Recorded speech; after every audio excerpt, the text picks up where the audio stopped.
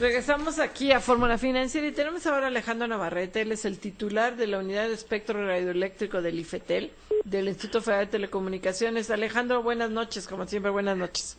Buenas noches, Mari Carmen, Marco, Pepe, ¿cómo están? Encantado de estar con ustedes. Pues Alejandro, sorprendidos gratamente, imagino que ustedes todavía más, de los resultados de esta licitación. Cuéntame, ¿ya concluyeron las dos, la de FM y la de AM? ¿Ya estos son resultados definitivos? ¿Cómo van? La que terminó el día de ayer fue el concurso de FM. Justamente el que acaba de comenzar el día de hoy es el de AM. Va por 48 horas seguidas de aquí hasta las 10 de la mañana del próximo jueves. Y dependiendo de si en la última media hora hay posturas para algunas frecuencias, para esas frecuencias habrá extensiones de tiempo de media hora más. Y extensiones adicionales de media hora conforme siga habiendo posturas. Pero si ya no hay más posturas a partir de las 10 de la mañana del jueves, el de AM también, el concurso de AM también terminará esta misma semana. así es, Alejandro, ¿cómo estás? Te saluda Marco Antonio Mares, muy buenas noches. Buenas noches, Marco, encantado, ¿cómo estás? Muy bien, Alejandro, y en este tema de las FMs que ya concluyó y que hasta ahora pues tienen cifras muy elevadas respecto de las que originalmente se esperaba se iban a registrar. También es un hecho que son ofertas todavía, habrá que ver si se cumplen, ¿verdad?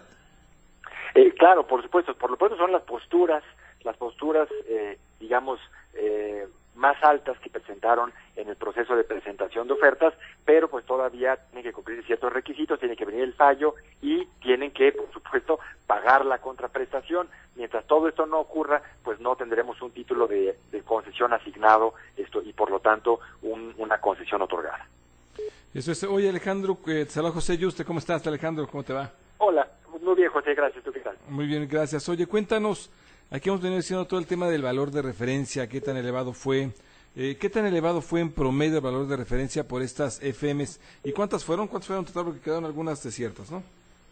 Quedaron algunas desiertas, sí, estamos hablando de que originalmente eran 191 frecuencias, de las cuales pues finalmente se presentaron ofertas por 147 de estas frecuencias, con con un valor económico total de 1,445.85 millones de pesos, que representa en promedio 42 veces la suma de los valores mínimos de referencia o de los valores de salida de la licitación para estas 147 frecuencias. Ahora, los nombres de los ganadores, también me decían, no se van a conocer hasta el 10 de marzo y hasta que concluya la de AM, ¿verdad? Porque algunos van por las dos. Es correcto, no es hasta el 10 de marzo. De hecho, si la de AM concluye esta misma semana, digamos, si terminara el jueves, a las 48 horas, digamos, del día hábil siguiente, ya podríamos dar a conocer los nombres de las dos. Pero lo que comentas es correcto, como hay quienes están participando tanto en el concurso de AM como FM, en este momento no podemos revelar los nombres definitivos, pero pues digamos que es solamente unos cuantos días en lo que termina el concurso de AM y ya daremos a conocer tanto los nombres del concurso de FM como de AM. En este sentido, Alejandro, ¿cuáles son las lecciones que ustedes desde el Instituto Federal de Telecomunicaciones destacarían luego de este proceso que por los resultados hasta ahora obtenidos se puede considerar como exitoso en términos de pues una industria, la industria radiofónica, que para muchos ya está de salida ante la evolución de los medios electrónicos?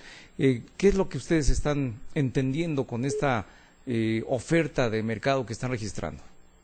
Con mucho gusto. Mira, lo primero y más importante es que estas ofertas lo que revelan es el verdadero interés del mercado por la radio de FM en nuestro país.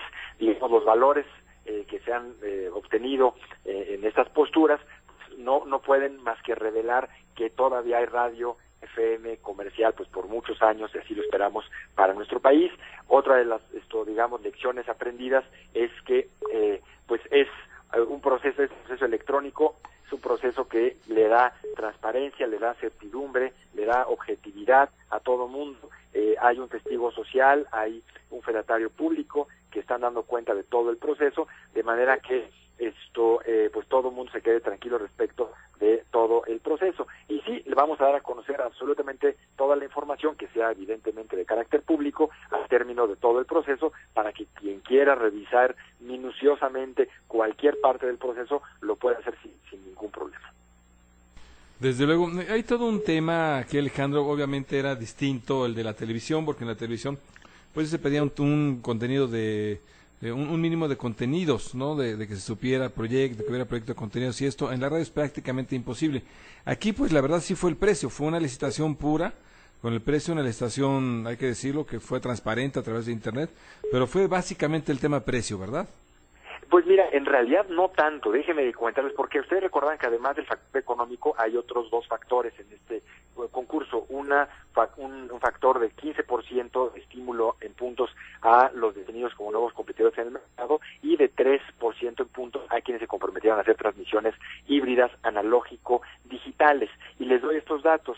Quienes recibieron de las 147 frecuencias, en 83 casos, de las frecuencias de los valores ganadores tuvieron incentivo de nuevo competidor, en 13 casos incentivo de iniciar transmisiones híbridas analógico-digitales, y 41 casos ambos incentivos, tanto de nuevo competidor como transmisiones híbridas.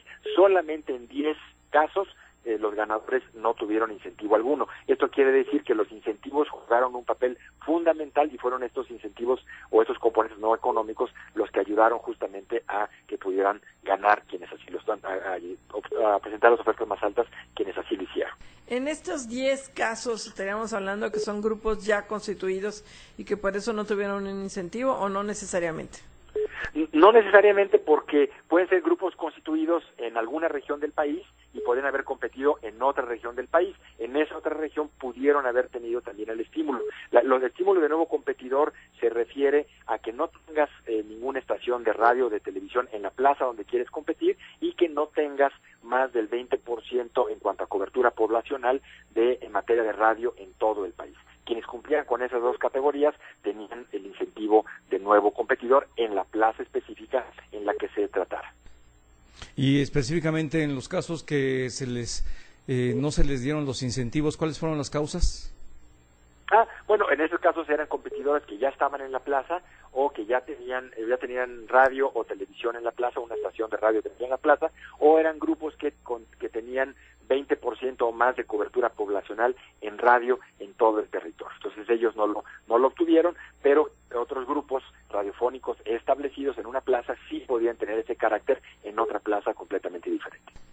Hay muchas versiones de algunas estaciones de radio que se fueron muy elevadas, creo que Puerto Morelos, en fin, cuéntanos algunas que se han ido muy elevadas, pues así lo demandaron, así fue la puja. Cuéntanos un poco, por favor, Alejandro.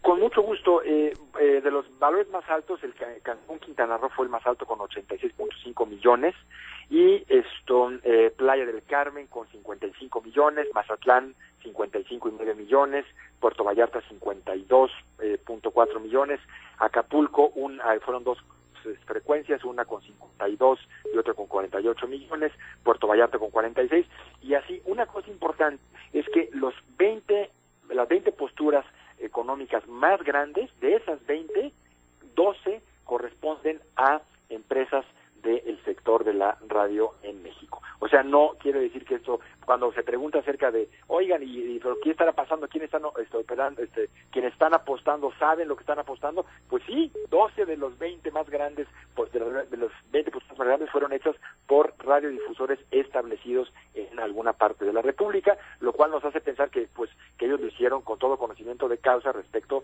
de la viabilidad económica y del retorno de las inversiones, ¿no?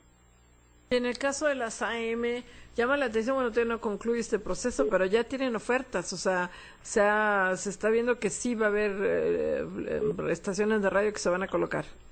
Así es, creemos que de hecho hay posibilidad para que se coloquen las 31 frecuencias para las cuales vemos que hay posibilidad de que se presenten ofertas, y eso pues también van a ser buenas noticias, porque todavía hay interés por la AM, y es lo que nos está diciendo, pues ahora sí, el propio mercado. Ya no es una percepción personal del regulador o alguna postura, digamos, más bien académica, es el propio mercado el que nos está revelando esa información. Pues Alejandro Navarrete, la verdad es que por todas las aristas que nos acabas de comentar, pues creo que se trata de un resultado muy positivo, muy favorable. Vamos a esperar a que finalmente se haga el pago de estas contraprestaciones. ¿El destino final de estos recursos cuál es? La tesorería de la Federación. Ella va directamente a las arcas. El ganón es Pepe Mí. El IFETEL no ve nada. Nosotros no vemos nada, caray. Sí, Pepe Mí te va a tener un busto ahí de Alejandro Navarrete. Gracias. Gracias. Al contrario, muy buenas noches. Gracias.